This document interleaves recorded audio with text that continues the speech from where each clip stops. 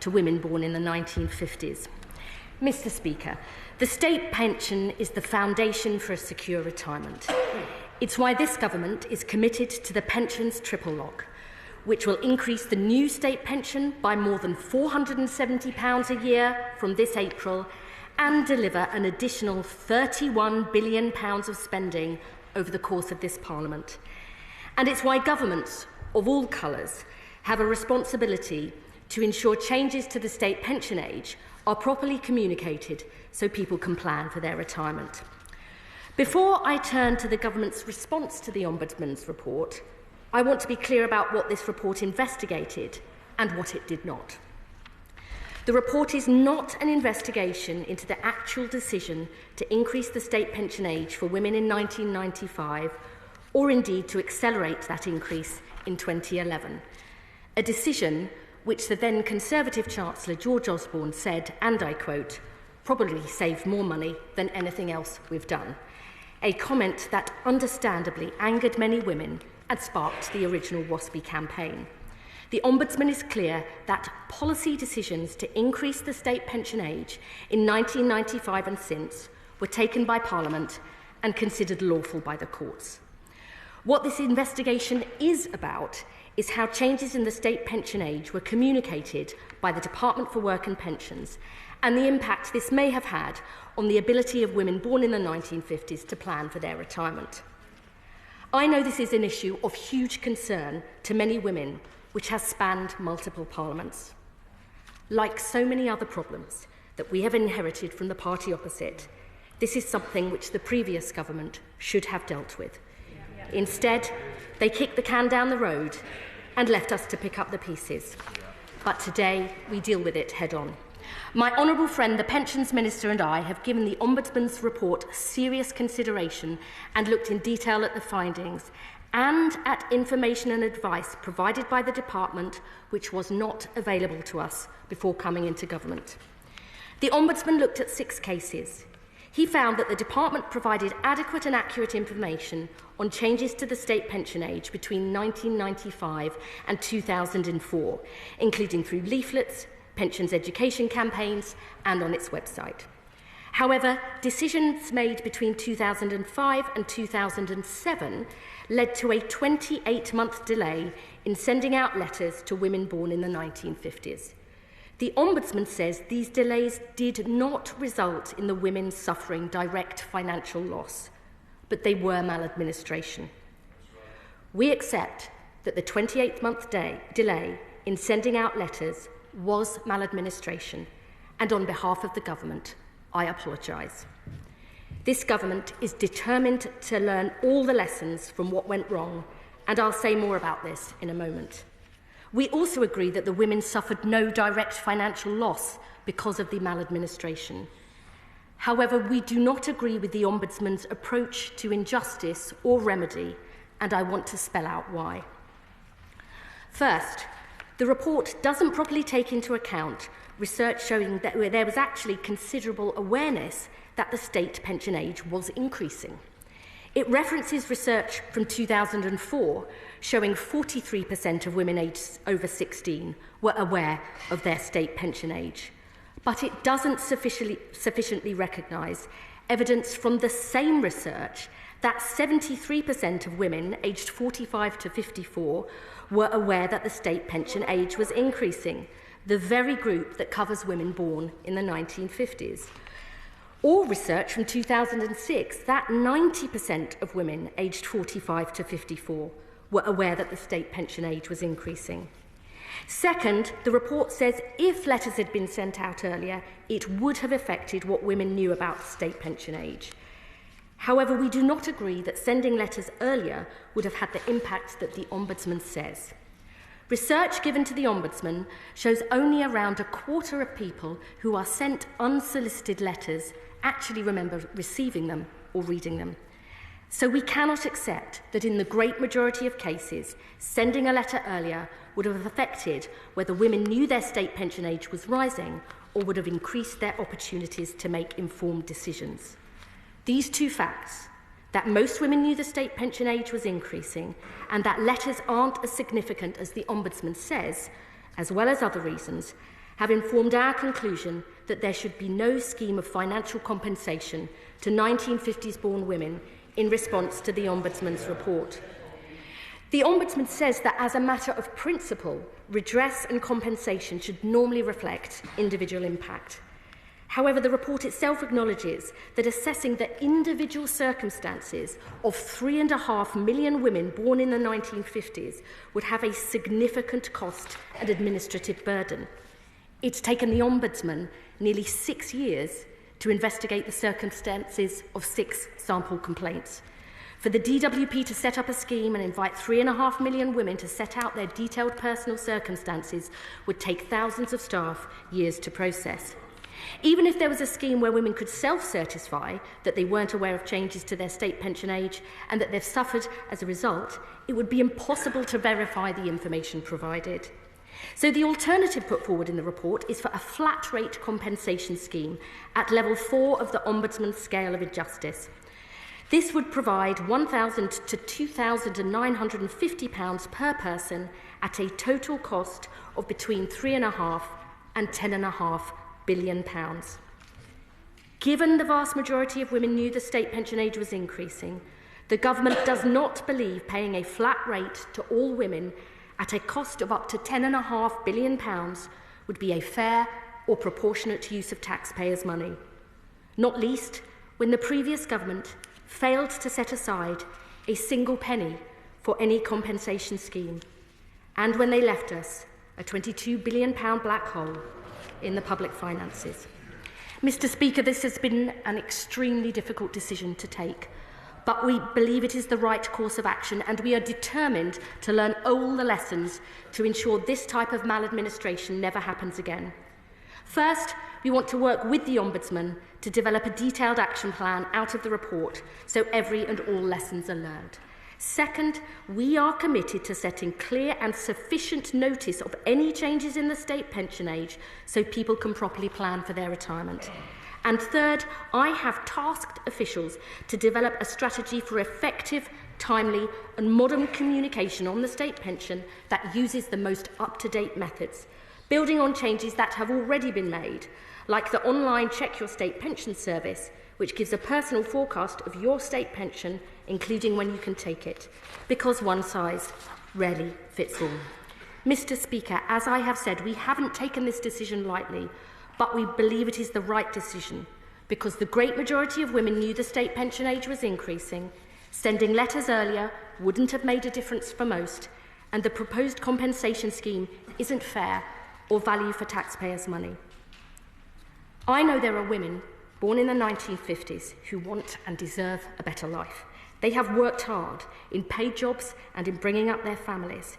Many are struggling financially with the cost of living and fewer savings to fall back on, and they worry about their health and how their children and grandchildren will get on. To those women I say, this government will protect the pensions triple lock, so your state pension will increase by up to £1,900 a year by the end of this Parliament. We'll drive down waiting lists so you get the treatment you need with an extra £22 billion of funding for the NHS this year and next. And we'll deliver the jobs, homes and opportunities your families need to build a better life.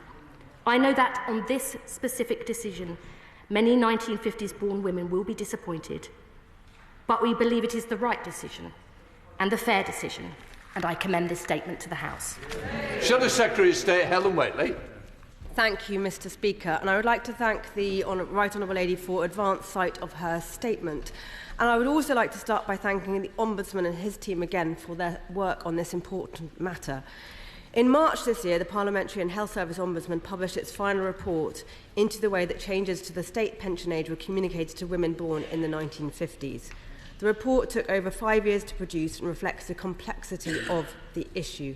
It spans a 30-year period across different governments, dating back to Parliament's decision in 1995 for the state pension age for men and women to be equalised in a long overdue move towards gender equality. As the Chief Executive of the Ombudsman set out, the Department for Work and Pensions fully cooperated with the Ombudsman through its investigation and provided thousands of pages of detailed evidence to support them. It is because we took the work of the Ombudsman so seriously that that it was right for the government to fully and properly consider the findings, and we were committed to working with Parliament to provide an appropriate and swift response. But the House will know that the general election was called less than 2 months later. Given it has taken Labour 5 months since the general election to provide their findings, I'm not sure the Secretary of State would agree that there was not sufficient time to take a considered and fair decision between the publication of the report and the election. I'm glad that the Right Honourable Lady has picked this issue up since coming into office and has brought her statement to the House today. I will be considering it in more detail in the days and weeks to come, as well as the basis on which she has reached her conclusion. I am sure that the government statement today will be a huge disappointment to WASPI women, and I recognise the strength of feeling on this. As a constituency MP, I have met WASPI women who live in Faversham and Mid-Kent and heard their personal stories. No doubt campaigners will note the government's apology for the decisions made between 2005 and 2007, which led to a 28-month delay in sending out letters which the Ombudsman identified as maladministration. But let's be clear, the decision to provide no compensation is the government's decision, and they need to own it. I'm not going to let them get away with saying that this is because of a fictional black hole in the public finances. The country's financial position now is a result of their political choices. They should not try to dodge responsibility by suggesting to WASPI women that if times were different, they might have come to a different conclusion. Government compensation should always be based on what is fair and just. Which brings me to some questions. Given their announcement that they will not be providing financial compensation, will the government put forward any other non-financial form of remedy for the women affected? Will the Secretary of State be involving the WASPI campaigners in the action plan she has referred to, and what is the timeline for this? The Right Honourable Lady has claimed that pensioners are better off under Labour. Let's not forget it was the Conservatives who introduced and protected the triple lock, which has seen the state pension increase by £3,700 since 2010, and there are now 200,000 fewer pensioners living in absolute poverty. Does the Honourable Lady know how many women affected by her decision are on pension credit? Labour's own impact assessment shows that their decision to scrap the winter fuel payment will see 5.2 million women lose out. How many of those hit by their cuts to the winter fuel payment are also affected by today's announcement? And finally, given that the government has dismissed the recommendations of the Parliamentary and Health Service Ombudsman, would the Right Honourable Lady please set out what implications she sees for the future of the Ombudsman? Thank you. I welcome the overall tone of the Honourable Lady's comments. I'm glad she is finally considering her party's response to the Ombudsman's report, and I am sure the whole House look forward to hearing their detailed response to the findings and recommendations which were not provided when they were in government. I'm sorry she's still failing to take responsibility for the state of the public finances. We have taken full responsibility for that. We've taken difficult decisions on the public finances. We've also taken this very difficult decision on the response to the Ombudsman's report and come to provide that to the House as quickly as we have been able to, given the huge amount of information we've had to go through. She asks about next steps. As I said, we have 3 clear things that we intend to do. First is producing a detailed action plan. We want to work with the Ombudsman to do that, so we make sure this sort of delay, this maladministration, the 28-month delay in sending out notifications never happens today again. And I am perfectly happy to consider working with the women to make sure that we get that right. I think it's extremely important that wherever possible we provide personalised, tailored information. Pensions is a hugely complicated area, and we want people to be empowered with that information and knowledge. I think we've got to do it in all sorts of different formats because It's individual to you, and that's what we need to get right in future.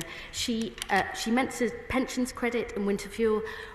I would just say to the Honourable Lady, as I did yesterday, we have seen a 145% increase in the number of pensions, in the number of claims for pension credit since we launched our campaign. More than 42,000 more people are claiming pension credit now because we actually want to deal with yet another thing they left us with, which was 880,000 pensioners not getting the pension credit or the winter fuel that they are entitled to. These are difficult decisions. We are a responsible government. We face up to our responsibilities, and I look forward to members opposite finally doing the same. Jill Jarman. Thank you, Mr. Speaker. This has clearly not been. It's clearly not a decision that the Secretary of State has taken lightly. And an apology on behalf of the Department of Work and Pensions is absolutely long overdue. But let's make no mistake, the responsibility for this lies squarely with the party opposite, who oversaw this maladministration and kicked the can down the road yet again for us to clear up the mess. So this must be put right. Can my right honourable friend assure residents in my constituency, Clwyd North, that a serious case like this won't occur again, and that this government will continue to do everything we can to support pensioners going forward? Stay. Yes, I can assure her constituents in Clwyd North that we want to learn all the lessons from the maladministration that we accept took place. We have to get people timely, effective and personal communication, not just about their state pension age, but all aspects of pensions, so they can properly plan for their retirement. We will go through this, my honourable friend, the Pensions Minister and I, with a fine-tooth comb to make sure we do everything possible to make sure this doesn't happen again. Liberal Democrat spokesperson Steve Darling.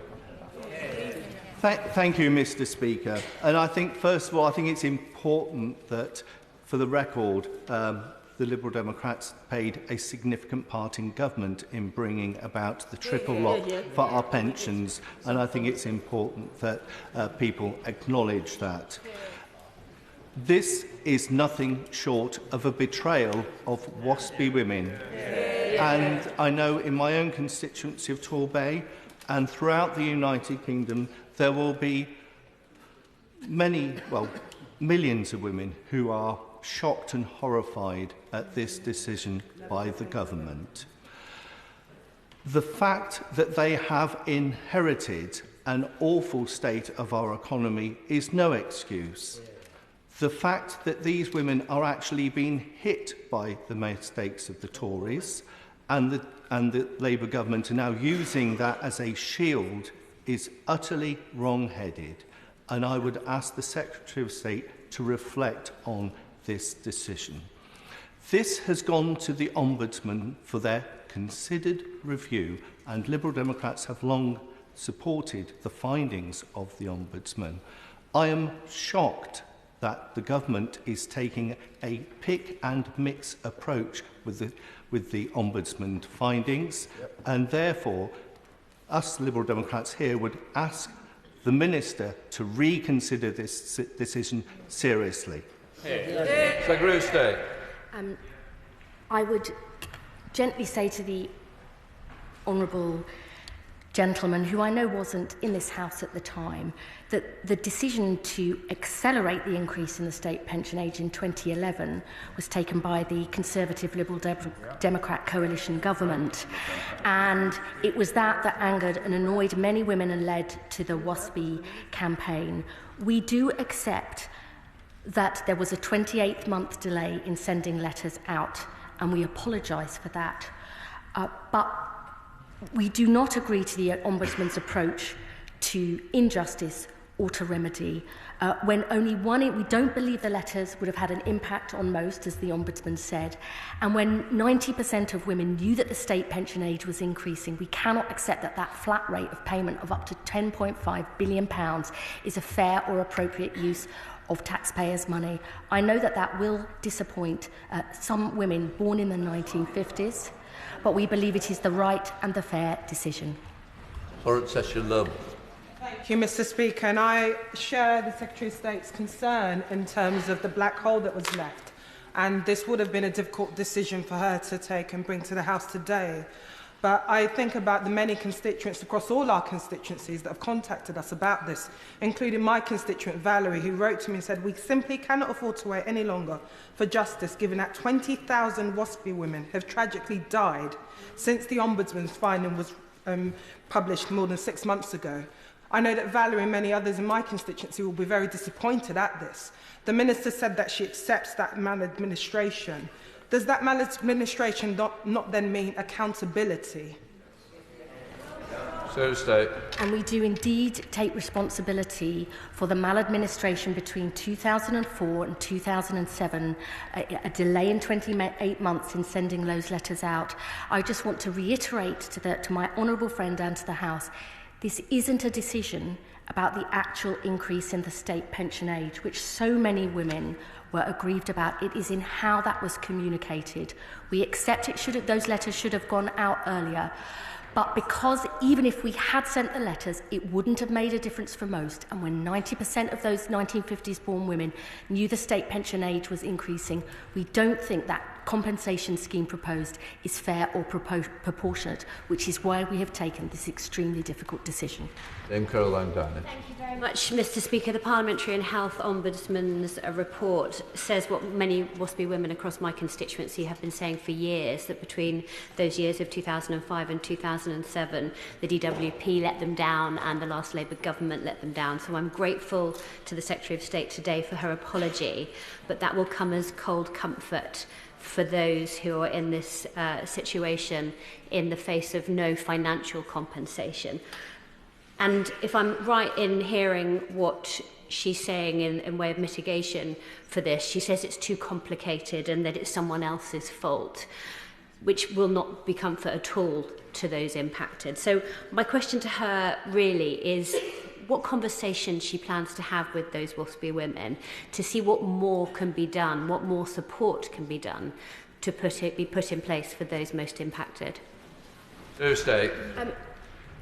I myself met with the WASPy Women campaign in opposition when I was appointed as Shadow Work and Pensions Minister. The Minister for Pensions was the first Pensions Minister to meet with the WASPy campaign for 8 years, and she is happy to meet with them again. What I would just say to the Honourable Lady, who I know feels very deeply about this issue, is we will learn all the lessons from what went wrong with that delay in sending those letters out. But we don't agree that even if we had done, they would have made the difference that the Ombudsman claims, and that it is not about this being too complicated or not. We believe that when 90% of women aged 45 to 54 knew the state pension age was increasing, a flat rate compensation scheme costing up to £10.5 billion, we do not agree that is a fair or proportionate use of taxpayers' money. Rebecca Long-Bailey. The All-Party Parliamentary Group for State Pension Inequality found huge numbers of women suffered significant financial hardship. Many even lost their homes. So the Secretary must realise that an apology is welcome, but it's not enough for them. And frankly, it's unprecedented for a government to agree with the findings of an Ombudsman on the one hand, but to refuse to initiate redress when clear injustice has occurred. So to those women who have lost everything, what will the Secretary say to reassure them today? I understand the concerns my honourable friend raises, but I would just reiterate the finding from the Ombudsman's report that there was no direct financial loss. And we agree that those letters should have been sent out earlier. We will learn all the lessons in order to put that right. And I'm more than happy to discuss with the all-party parliamentary group about precisely how we do that, so that that kind of maladministration and sending letters out never happens again. John Milne. Mr. Speaker, last month the word WASPy made it into the Collins English Dictionary, which is a credit to the campaigners behind it. Would the Secretary of State agree that she has gone through the Ombudsman's report with, to use her own words, a fine-tooth comb, to get the answer she always wanted to find in the first place? Secretary of State. No, I don't agree with that. We were only when we got into government were we able to see all the information and advice provided by the department. I didn't go into it like that. That's not correct. And I would say to him, WASPI, Women Against State Pension Increases, this report is not about the policy decision. That decision was taken in 1995, agreed by subsequent parliaments, and deemed lawful by the courts in 2020. The Ombudsman's report is not about the state pension age increases, it's about how they were communicated. I take responsibility for that and will make sure we do everything possible to put it right. Katie White. Mr. Speaker, this is undoubtedly a tough choice. It's welcome that the government will seek to learn the lessons and will develop a new strategy for clear and timely comms. Can the Secretary of State reassure this House that the strategy will not only be comprehensive, but will ensure those with accessibility requirements are properly informed of any changes? My honourable friend raises an extremely important point, which is that a one-size-fits-all approach won't work, even if it ever did. We need to have tailored information in a way that people can access in an easily understood and available format. We will work extremely closely with all groups necessary to develop that information in future. And crucially, this is the other point, is to give sufficient notice. It was the issue the Ombudsman deals with is decisions between 2004 and 2007. But the things that greatly concerned many women and led to the original WASPI campaign was the decision in 2011 to accelerate and bring forward increases in the state pension age. So that other commitment that we have to have sufficient and timely notice so people can properly plan for their retirement is extremely important. Sir Julian Lewis. The Secretary of State says in her statement, and I quote, "Research given to the Ombudsman shows only around a quarter of people who are sent unsolicited letters actually remember receiving and reading them." I would like to know the terms of that research. Did it, for example, say on the envelope, important financial information affecting your pension? If something like that was on an envelope, I think you'd get a very different response rate. And seeing as she's having all this trouble about accepting that people do look at serious letters that really affect them, maybe perhaps the Chancellor in future could use some of her ability to get these messages across, as was so successful in the case of advising pensioners that they'd be losing the winter fuel allowance. I'm very happy to write to the honourable gentleman about this research and its findings, which are robust. I would also reflect with him that actually 3 of the sample cases had received a letter, 3 of the cases that the Ombudsman looked into, but I'm more than happy to provide him with details about that research. Leishman. Speaker, and in the framing of my question to the Secretary of State, firstly I'd like to say I'm appalled at this announcement, and I have campaigned with WASPI Women, as have many parliamentary colleagues, and this is an incredible letdown. WASPI Women, in my opinion, certainly do not need words of disappointment, and they certainly do not need hollow statements. What they need is justice. Does the Secretary of State not agree with that? I believe that this is a difficult decision, but the right and fair one. We accept that there has been maladministration, that those letters, once we've decided, the Department had decided they should have been sent out, should have been set out earlier. But for the reasons I have explained, we do not accept the Ombudsman's approach to injustice or to remedy and compensation. We do have to take difficult decisions in government, but this is about what I think is right and fair, and I'm very happy to meet my honourable friend to discuss that with him in more detail if he would so wish. Wendy Chin. The Secretary of State says that 1950s women will be disappointed. I think that is a gross understatement, given that this government is setting a precedent, this new government, by ignoring an independent resolution process. Now, I signpost constituents to the Ombudsman on a regular basis. We all do. It's one of the ways that we hold the government and government bodies to account, and it's a core part of our democracy. So can the Secretary of State explain how we can have faith in that process going forward if the government chooses to ignore the Ombudsman's findings? And given the fact that the Secretary of State herself, as a constituency MP, supported the WASPI campaign, can she advise whether the £22 billion black hole has had any consequence in her decision-making? on those two questions. Firstly, we did campaign against the acceleration of changes in the state pension age brought forward by the Conservative Liberal Democrat government. But that is not what this decision is about. And the state pension age, that decision has been taken. And I do value the Ombudsman's report. I refer many cases myself. We accept his finding on maladministration, but we don't accept his view on injustice. But I do consider the Ombudsman to continue to have a really important role to play for many constituency MPs, and I, for one, will continue to refer cases to the Ombudsman, as I always have done. Melanie Ward. Thank you, Mr Speaker. The Government is right to have apologised to WASPI women today, and my right honourable friend is also right to have not acknowledged the significant disappointment that will be felt. Of course, what is important as well is that this Labour Government is acting to boost pension pots across the country. And I wonder if the Secretary of State agrees with me that it's really important that through the measures the Government is taking, we not only protect pension pots, but actually enhance them so that pensioners are better off.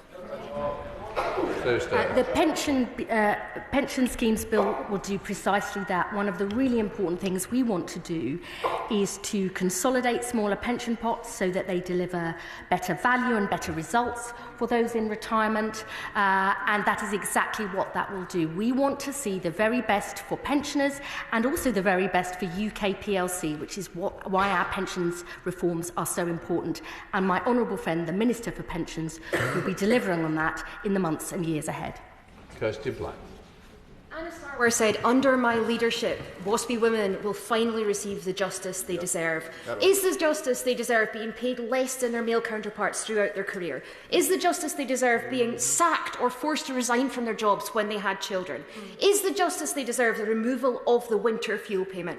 Why are the Labour Government absolutely determined to take every opportunity to screw over 1950s-born women? I am proud of the last Labour Government's record on helping the lowest paid women pensioners and the improvements that we delivered.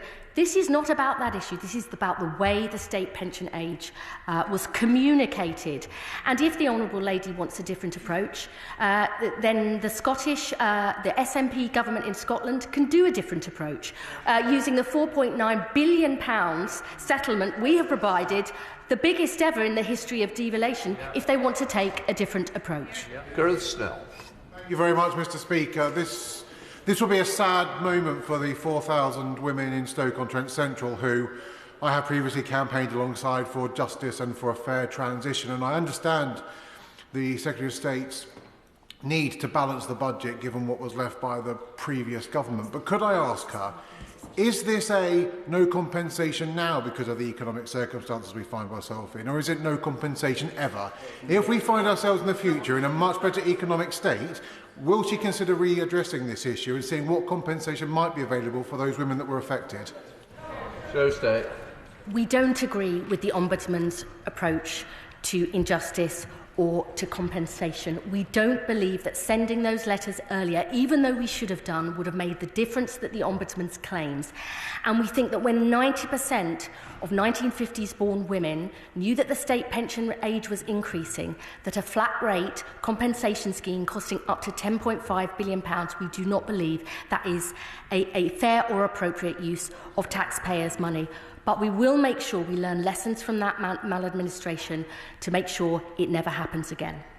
Sir Gavin Williams. Thank you, Mr Speaker. Every single one of us in this House, Mr Speaker, relies on the Parliamentary Health Service Ombudsman to make sure that our constituents get redress. When the PHSO made a similar judgment against Equitable Life, the government came forward with a compensation programme. Can the Secretary of State commit to the House that this House will have a binding vote on this so that this House can decide as to whether what the government is proposing is justice to WASPI women, because I certainly don't believe it is. Secretary of State. Well, I'm sure he could have encouraged his party to do a compensation scheme when he was in government. And the reason the Ombudsman actually referred the report to Parliament was because he didn't believe that the last government, when they were running the Department for Worker Pensions, would deal with it properly. This government takes our responsibility seriously, and that's why we've come to make this difficult decision to Parliament today. Chris Mills. It was a member of the party opposite who said to me this morning that being the Secretary of State for the DLP is probably the hardest job in government. I think this morning we can really see that. I want to pay tribute to the WASPI women in my constituency, in particular Gina, who emails me regularly about this issue. What reassurances can the Secretary of State give WASPI women like Gina that we will do everything we can to support them and also ensure that issues like this do not happen again?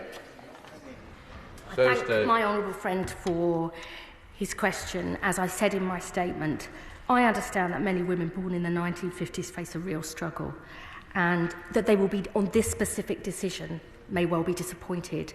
But our commitment to pensioners and to the pensions triple lock, that will deliver an extra £30 billion worth of spending into the basic state pension over this Parliament, our commitment to the NHS, which many 1950s-born women are desperately worried about, of £22 billion this year and next, shows our commitment to the issues that matter to women born in the 1950s.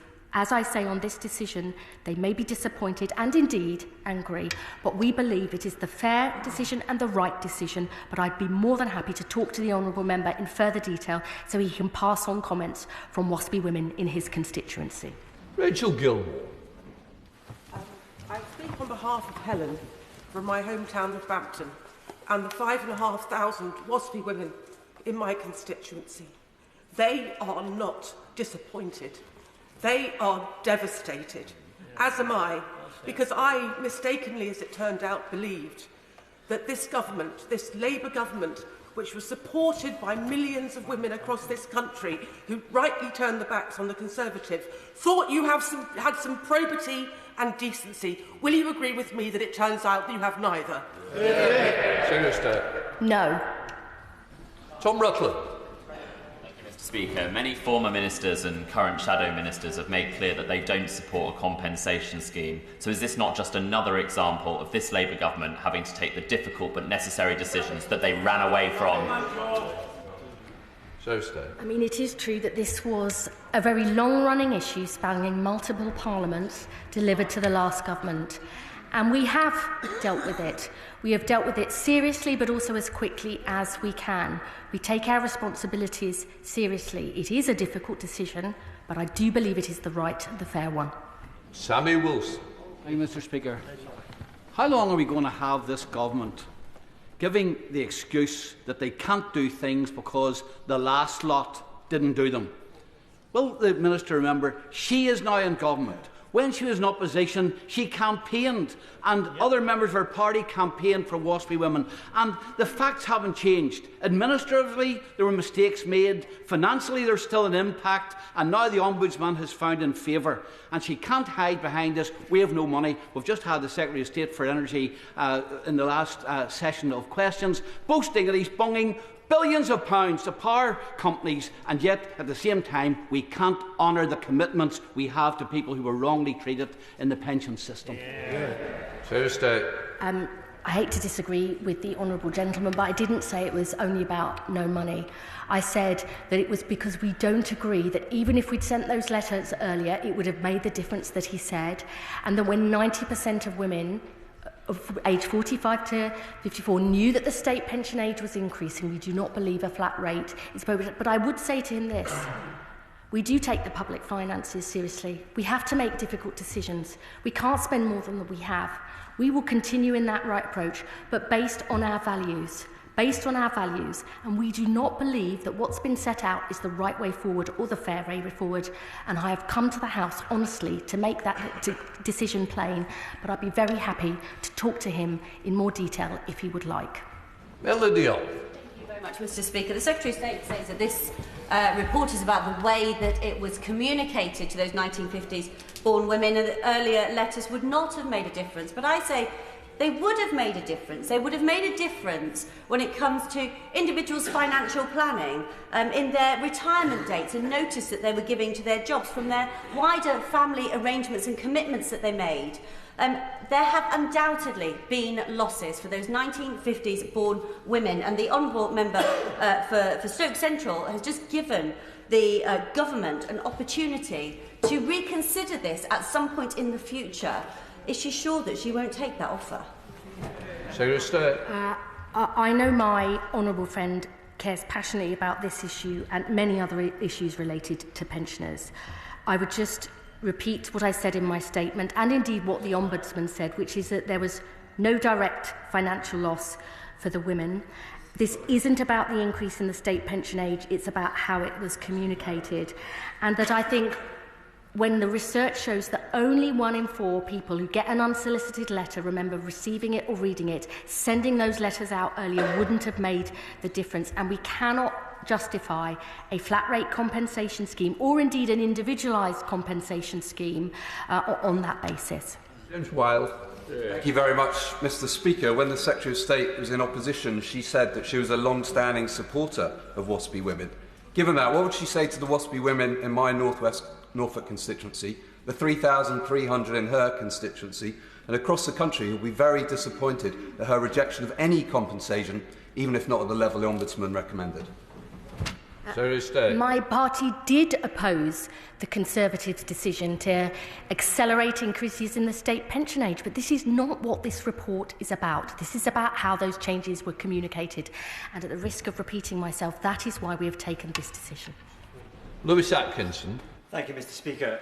It's no small thing, I think, for a Secretary of State to stand up with the sincerity that my honourable friend has and offer an apology on behalf of the government and accept maladministration, and I know she takes that responsibility very seriously. I understand her position regarding the 90% of women who knew the pension age were going to change, but within the 10% that didn't realise that was going to change, people did make individual decisions about their financial circumstances. So can I just ask her to say a little bit more about why she didn't feel it was possible for within those 10% to put in place an individualised compensation scheme? I mean, my honourable friend raises a reasonable question, but the difficulty is if you have 3.5 million women to go through all of them to find out which ones did or didn't know about their state pension age and would have made different decisions on that basis. We have estimated that it would take 10 times the number of staff who administer the state pension, which is for 12 million people. It would take 10 times the number, many years to do that. And we don't think that that is an affordable or possible programme. This is actually something the Ombudsman himself goes through, and is why he proposes a flat rate. But I've already said about why we think that that isn't justified when 90% of those women knew their state pension age was increasing. Christine Jardine.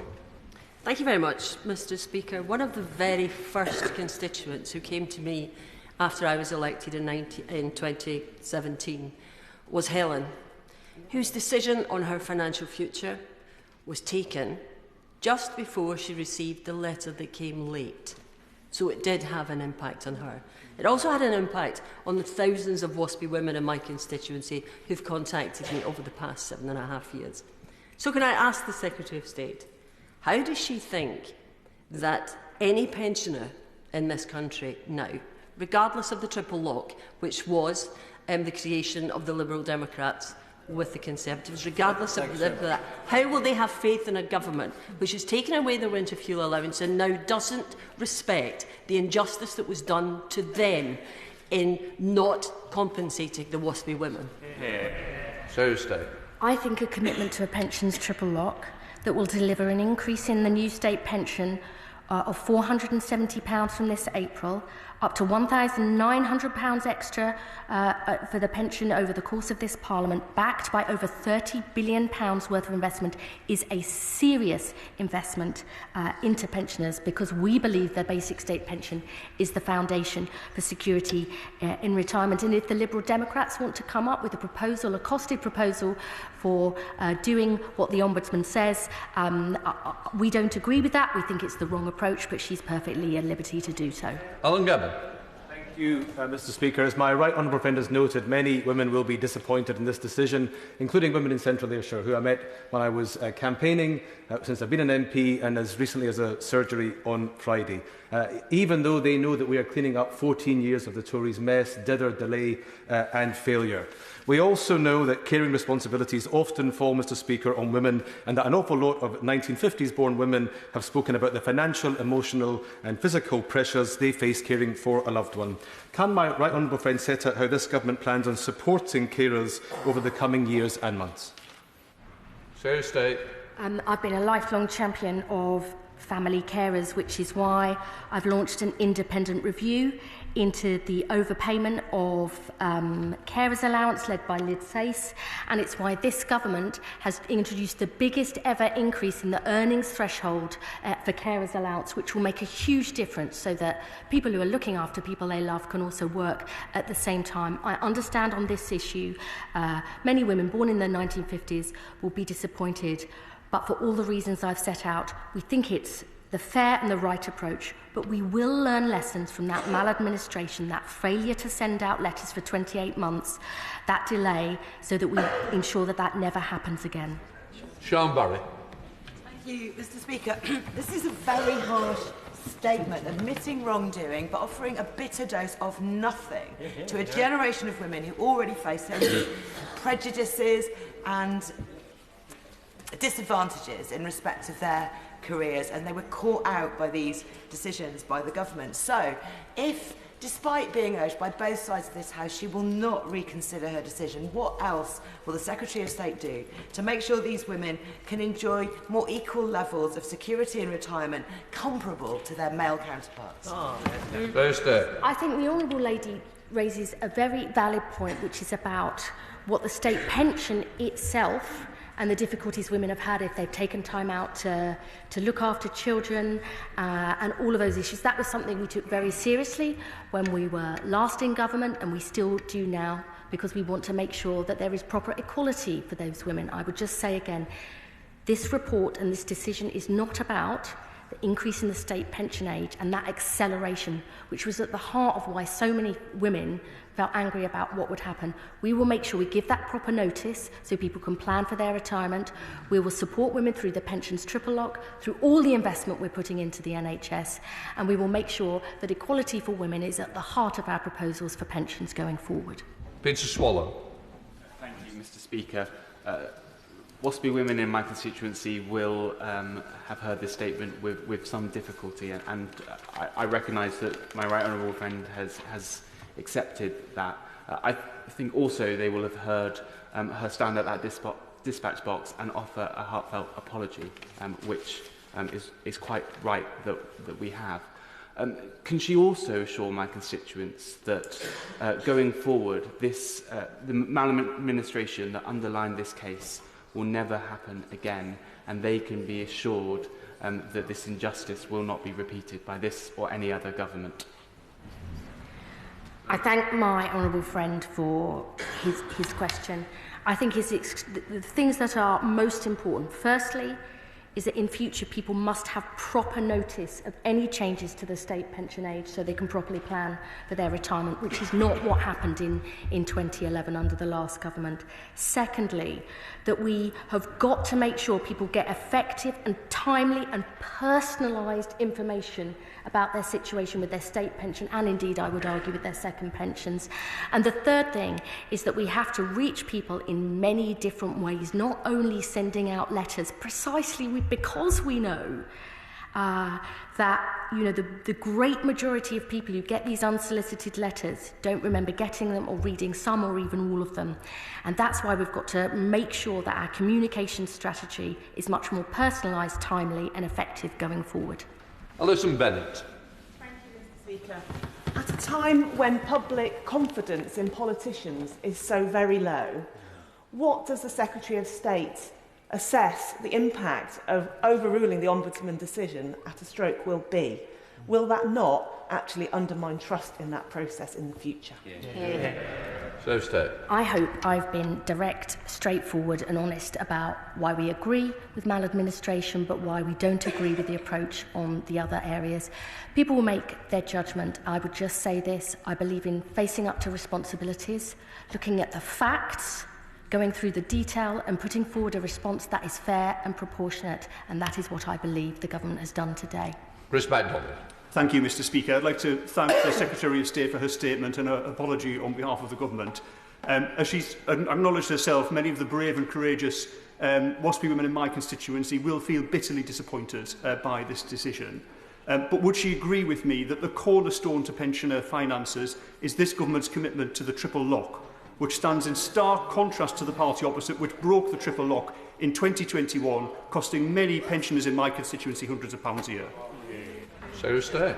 He just states the fact that they broke it in 2 years ago, and indeed their now Shadow Chancellor says it's unsustainable, so I'm sure his constituents will hear those comments loud and clear. Llynys Medi. Diolch, Cyfarwydd. Today's announcement is a huge blow to the 1950s-born women affected by state pension changes that have campaigned tirelessly for justice and accountability. And that's including maladministration that the Secretary of State today has admitted took place. The Secretary of State justified today's statement promising jobs, homes and opportunities. Considering one affected woman dies every 13 minutes, can she tell me how exactly this will benefit 1950s-born retired women? I know that a number of women expected to be able to retire earlier than they were. But that decision about the increase in the state pension age has been taken. It's been taken by Parliament, agreed by subsequent parliaments, and deemed legal by the courts in 2020. That issue is settled. This is about the communication of that. And as I say, we have accepted the maladministration, but we don't accept the approach to injustice or compensation for all the reasons I have set out. But this government is taking difficult decisions so we can invest in the pension triple lock, invest in the NHS, to build the homes, get people the jobs they need, which many women, 1950s-born women, are very concerned about, not just for themselves, but their families. On this specific issue, I know many will be disappointed and angry, but we believe it's the right and the fair decision for all the reasons I've set out. Joshua Reynolds. WASPI women across the UK have been let down time and time again, including by today's statement. In the budget, the Chancellor announced 20 billion of additional borrowing this year, and an average of 32 billion over the next 5 years. So how does the Secretary of State expect WASPI women to believe that they cannot afford a single penny of compensation? So stay. When sending out letters earlier, which we should have done, would not have made the difference the Ombudsman claims, and when 90% of women, of 1950s-born women, knew that the state pension age was increasing, we do not believe that a compensation scheme costing up to £10.5 billion is a fair or proportionate use of taxpayers' money. Stephen Flynn. Thank you, Mr. Speaker. When it was politically convenient to do so, the Labour Secretary of State chose to back and support WASPI women. Today, she chooses to betray them. When the public voted for change, instead, they've been given more of the same. Shame on them. Mr. Speaker, if the Secretary of State is so confident in her position, then why does she not bring a vote to this House to let us all decide?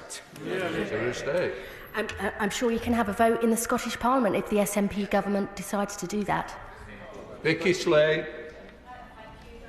Mr. Speaker, I'm shocked and staggered that the Secretary of State has decided to do this the week before Christmas. Sort of bar humbug springs to mind. But several times she's talked about the possibility of making sure people get due notice in the future. Does the Secretary of State have plans to increase the pension age further? State. No. What I am saying is this: we have to be able to give people sufficient notice in future. I think that was at the heart of the problem taken by the former Conservative Liberal Democrat coalition to bring forward, accelerate the increase in the state pension age. That is what caused many people so much anger. And I would say we did campaign against that. We did campaign against it, including in the 2019 election, where we did propose compensation for people, but we lost that election. We lost that election, and since then the courts have ruled that decision legal. And that is why it is not about that decision, it is about how changes were communicated, and we'll learn all the lessons from that maladministration to make sure it doesn't happen in future. Saoirse Eastwood. Speaker. I stand here today on behalf of my many constituents in Lagan Valley who will feel utterly betrayed by this decision. Just months ago, people were promised a fresh start, a new change. Does the Minister agree with me that my constituents in Lagan Valley will feel not only shortchanged, but will this not further compound a lack of trust in politics? Secretary of State. We are delivering change with a £22 billion extra investment in the NHS, a substantial rise in the minimum wage that will deliver a pay rise for 3 million of the lowest paid workers, the biggest ever increase in the carers allowance earnings threshold to help family carers, a new flat repayment rate in universal credit to give £420 on average a year to the poorest 1.2 million households. But we also promised that we would be responsible with taxpayers' money and take fair and appropriate decisions. I hear what she says about her constituents. I would just say this. The Ombudsman's report is not about the increase in the state pension age for 1950s born women. We'll learn the lessons from the maladministration, but we don't agree with his approach to injustice or to remedy, which is why we've taken the decision today. Alex Brewer. Thank you, Madam Deputy Speaker. On the Minister's website is a picture of her holding a sign that reads, "I will work with WASPI to identify and deliver a fair solution for all women affected." Does the Minister think today's announcement is a fair solution? I say gently, I know what's on my website, and we did campaign with WASPI women, including in 2017 and 2019, but we lost those elections. We lost those elections, and this is not a decision about the increase in the state pension age, which is what that campaign was about. This is how it was communicated. And that decision has been taken. And I know that it will be heard, it will cause disappointment and anger amongst many 1950s born women. But we do not believe that the Ombudsman's approach to injustice or remedy is right. And that is why we've taken the decision today.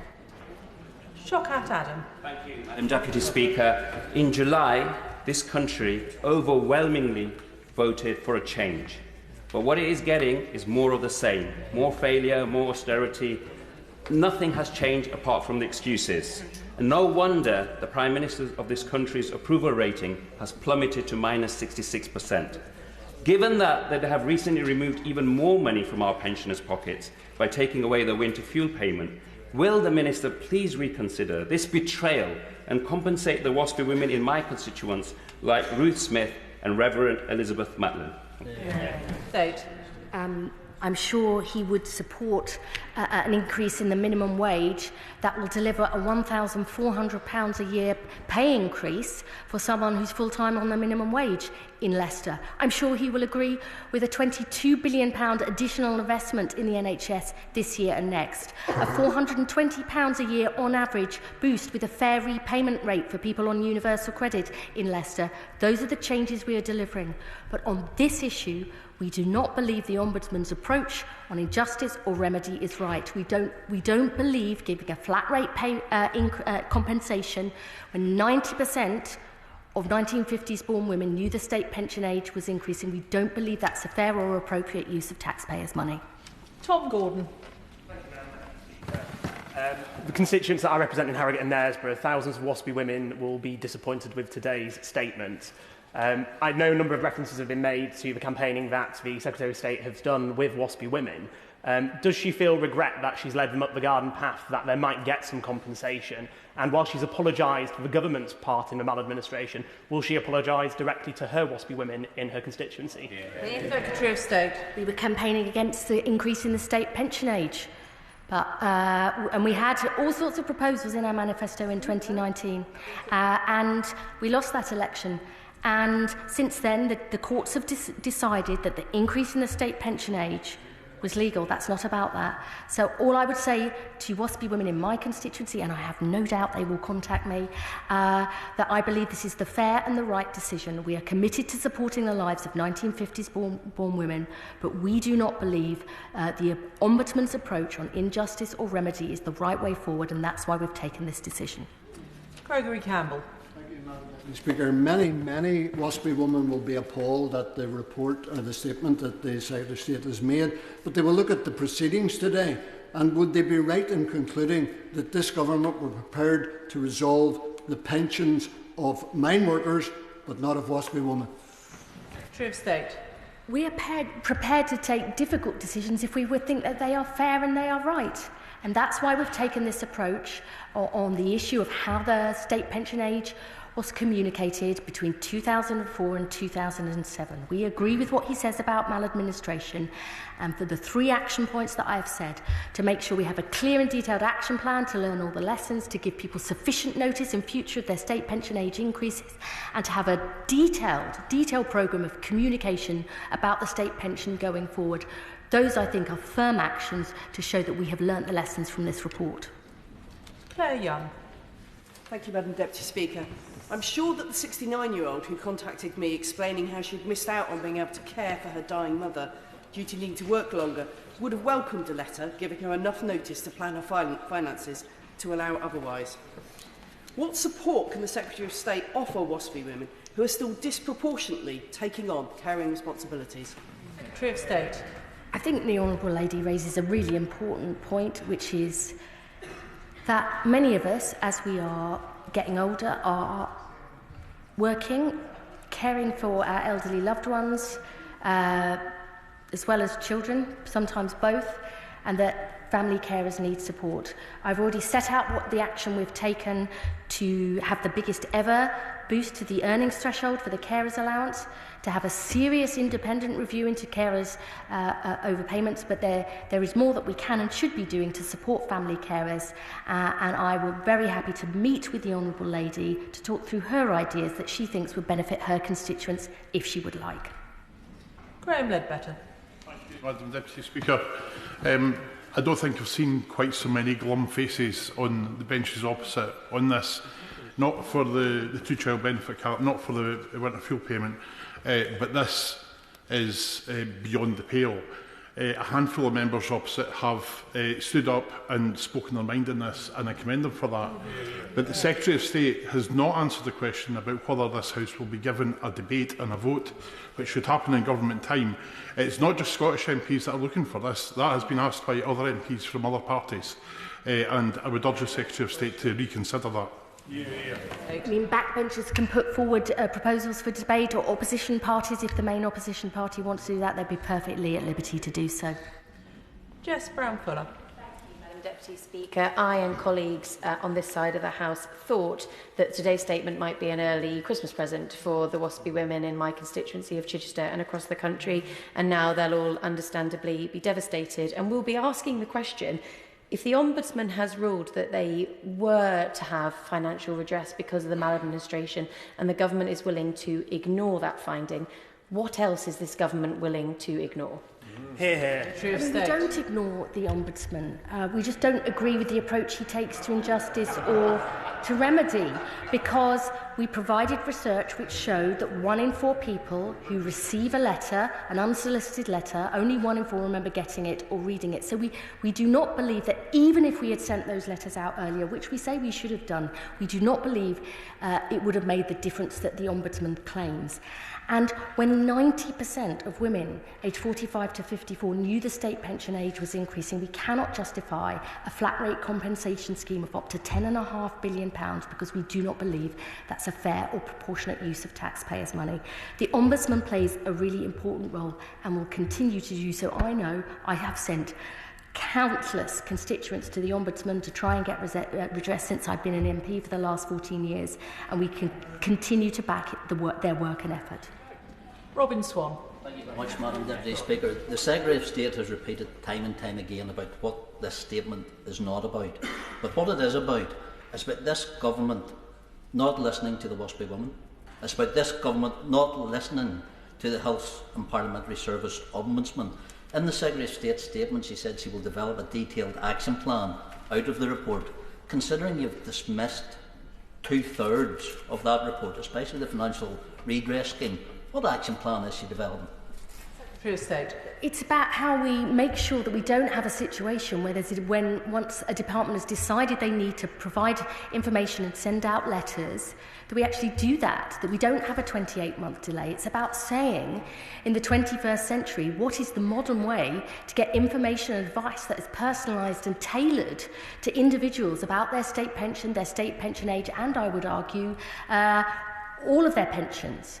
It's precisely about those issues that matter so much, dealing with the issues about the maladministration. And if he has any ideas about what more he thinks we should do on that issue, I'm sure either I or my honourable friend, the Pensions Minister, would be more than happy to meet with him and hear his ideas. Step back, Maroon. Thank you, Madam Deputy Speaker. Maladministration is a serious charge, and I know the Secretary of State's taken a 360-degree pummelling about this, but she's declined to say that she would have compensated women if the economy were stronger. She said it wouldn't have made any difference if the letters had been sent. Surely, though, the overall charge of maladministration applies to the broader fact that women born in the 1950s did not know about these changes. Does she therefore agree with me that the failure is not about the channel, but the message? Secretary of State. No, I don't, because we provided research, the research that was provided to the Ombudsman, which he himself used, but he looked at the knowledge of those aged 16 plus and found that 43% knew that what their state pension age was, but he doesn't adequately reflect the research of that specific group of women who are affected. I think that is an important consideration as part of our overall decision. It is not based on money alone. But in government, you have to have a look at what is a fair and proportionate use of taxpayers' money, which is one of the elements, along with the others, about the impact of letters, about the fact that the great majority of women knew, that has informed our conclusion that I've set out today. Jim Allister. Thank you. Isn't the appalling message from the government today that maladministration pays? If you have, as here, nationwide maladministration and no consequences, what other conclusion could one reach? And what is the point in an ombudsman? If the government can be judged in its own cause and dispense with the findings, surely the whole purpose of finding maladministration is to ensure that the maladministrator pays. Secretary of State. I think it's the precise opposite, that maladministration, we accept what the Ombudsman found and we apologise and we'll learn the lessons to put it right. But if Parliament itself decides it wants to put the Parliamentary Ombudsman on a different footing, it can do. Brendan O'Hara. Thank you, Madam Deputy Speaker. Secretary of State, this is neither fair nor right. This is a betrayal. And today my thoughts are with the brave, dogged campaigners of Waspy, Argyll and the Isles, particularly Anne Greer, who has worked so hard for so many years seeking justice.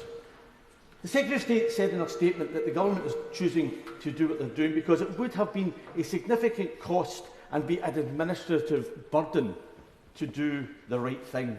Does she not see that that is an incredibly lame excuse for denying natural justice to women who are asking for nothing more than to receive what is owed to them and to which they're entitled?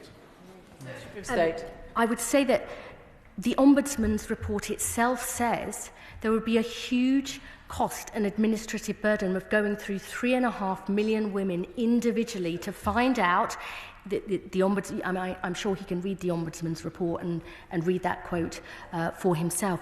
This isn't about increases in the state pension age, which is what many of the women in the campaign have been very, very concerned about. It's about the communication, and for all the reasons I've set out, that's why we've decided this approach. Jim Shannon. Thank you, Madam Deputy Speaker. It is with great sadness I rise to ask a question in relation to it, and very disappointing about the statement as well. I stood with many members of the benches opposite, shoulder to shoulder, including the Secretary of State, and the Honourable Lady will know that, and to call for government to do the right thing by the Waspy woman. And here we stand some 6 months on from the new government in place.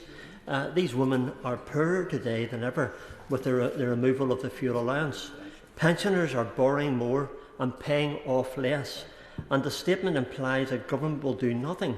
So will the Secretary of State clarify exactly what has changed for the members opposite who 6 months ago stood up for the pensioners? I say that with great respect. The Honourable Lady will know that I say things with respect in this House.